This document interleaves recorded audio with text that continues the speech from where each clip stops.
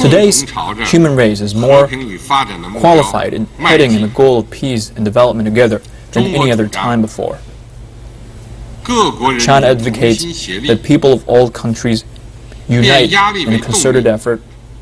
The global order and the global governance system, which one is good to the world and the global people, is up to the negotiation of all people worldwide, instead of being decided by one side or a minority of people. China will actively participate in the construction of a global governance system,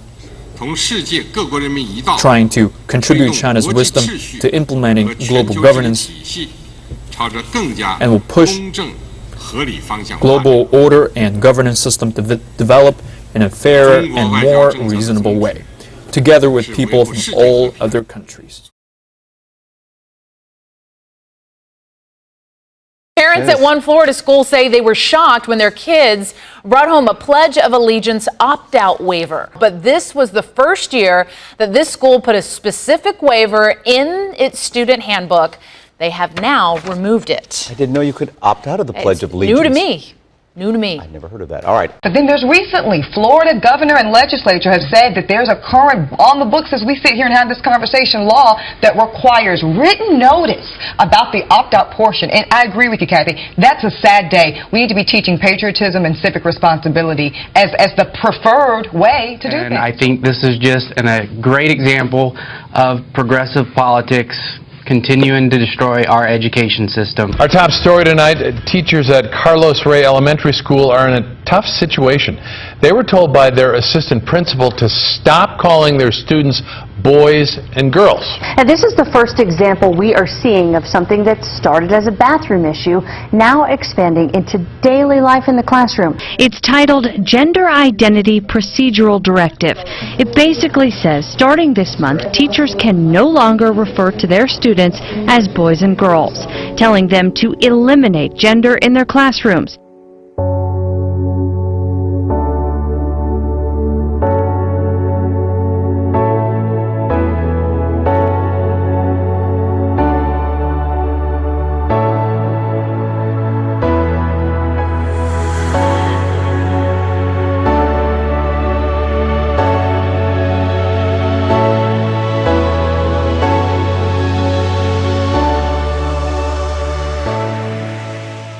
Police are under fire after failing to tell the public about a surveillance plane flying over Baltimore and recording the activity of thousands of citizens. It's the first surveillance of this scope nationwide. It's believed to be the largest such use of this extensive monitoring in American history. A plane with high-tech cameras to investigate crimes. If you see low-flying helicopters buzzing around Boston today, it's all part of a government training exercise. This video posted to Twitter where a lot of people were wondering what was going on. Some fast-moving helicopters flying in and around Boston. This has been happening all week long. Some people told us the choppers are flying close enough that their homes are shaking. And police are only telling us this is a training exercise. Look closely and listen. You'll see and hear what some people saw last night above downtown Boston. We found this video posted to YouTube. Helicopters, one after another, flying low above the high-rises and close enough for people to notice. And not just last night, but all week. On Twitter, Fox 25 found numerous tweets from locals wondering what those helicopters were there for. The DoD says this was planned and is not, quote, in response to any world events. When I asked Boston police today for more information, they would only say the specifics are kept mysterious for good reason. When we asked about the helicopters, Fox 25 was directed to the Department of Defense, who wouldn't comment on the exercise. Volunteers is an unprecedented security operation. They have become the new norm. Security forces are now part of the scenery in Rio de Janeiro.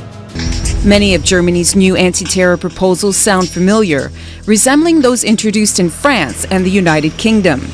They include boosting video surveillance in public spaces and increasing the presence of police on trains, railway stations, and airports. They also call for more security personnel on the streets, with a plan to recruit 15,000 police officers by 2020. Hugo Tisaka manages a private firm that was hired to help with security during the World Cup.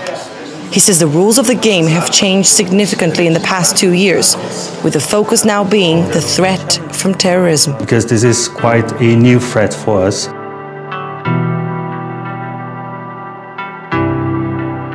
Well, your mobile phone and all the data that is on it can reveal a whole lot about you. That's for sure. And now the people who run Bryant Park have teamed up with a tech firm to mine all that information from anyone who visits. When we download a free mobile app, we often consent to that app recording our location, when and where we use it. Place IQ collects all that data from all those apps from every phone that enters Bryant Park. It's going to happen eventually, so no surprise. None we encountered Thursday knew of this data mining technology, and while a few felt uncomfortable with the park's use of it, like violated. Cyborgs, you probably think of Arnold Schwarzenegger as the Terminator. RoboCop's another famous mechanical human. Well, it may surprise you to learn that cyborgs are no longer limited to being just in sci-fi movies. A woman in Australia is now a combo of Darth Vader and the Terminator, thanks to some special implants. Here's an X-ray of her hands. Those circles are microchips. We're talking about biometric information. For those of you who don't know, biometrics are personal identifiers that are uniquely yours. Some might say it's a social security number that God gave you, not the government. I'll be back. The Terminator, possibly the most famous cyborg of all. Fast forward to 2016. And Arnie isn't the only superhuman getting around.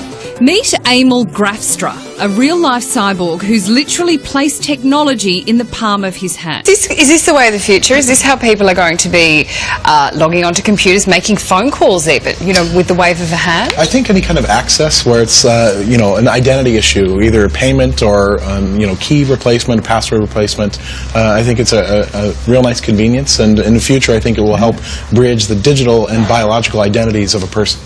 The financial industry is also turning to iris recognition. Woody Bank introduced iris verification ATMs. Users can register their iris data and link them to their bank accounts. 한마디로 개인 인증이 필요한 모든 곳에서 적용이 가능하다고 판단됩니다. 우선 IoT와 모바일, 웨어러블 디바이스 기반의 생체 인증 기술이 융합된 제품과 서비스에 확대될 것으로 전망합니다. 또한 스마트폰과 연동된 각종 홈 관련 기기 인증에도 우선 적용될 것이며 관련 기술들이 예상보다 빠르게 생활 속에 자리 잡게 될 것입니다.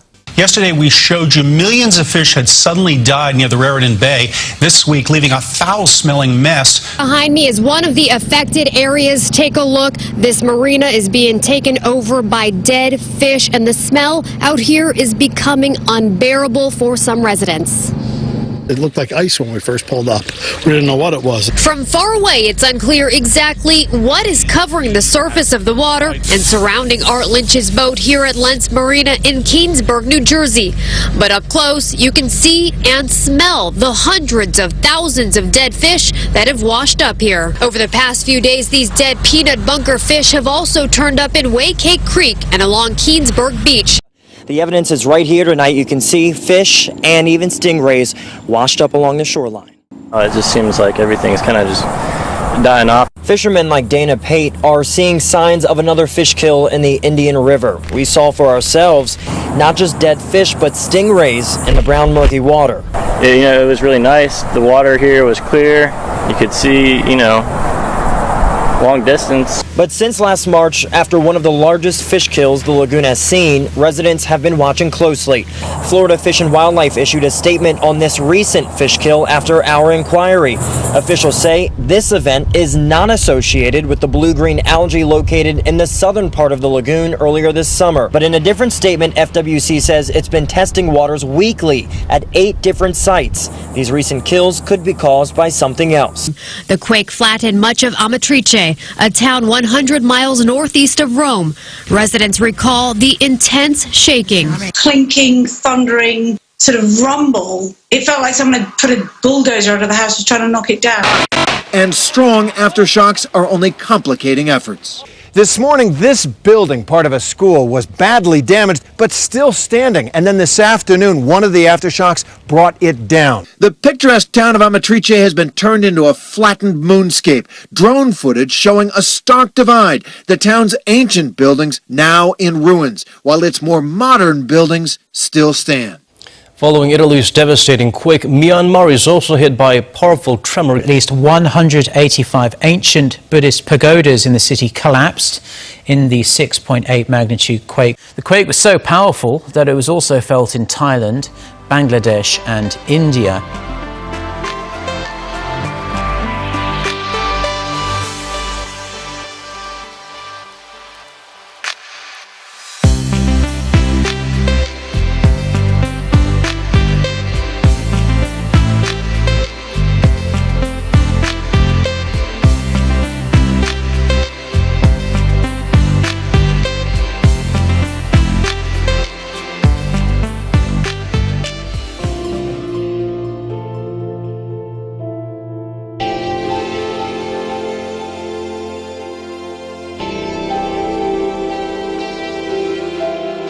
And in this current environment, that is not beyond the realms of possibility.